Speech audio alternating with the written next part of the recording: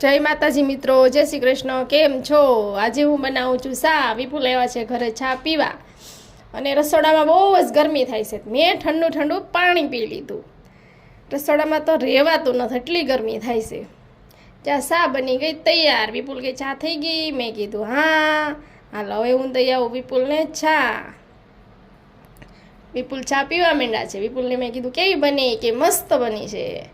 તઈ પછી મને યાદ આવી ગયું કે હું બિસ્કિટનું પેકેટ લઈ આવું રુદ્ર હાટું। જા તો હું બિસ્કિટનું પેકેટ લઈને આવી। રુદ્રને કીધું કાલે જાય સ્કૂલે તો હું બિસ્કિટ આપીશ।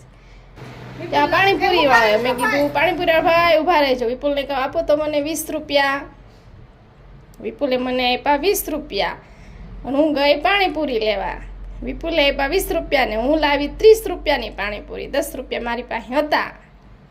આવો બધાય પાણીપુરી ખાવા। વિપુલને કીધું હાલો પાણીપુરી ખાવા। વિપુલ કે મારે ખાવી નથી।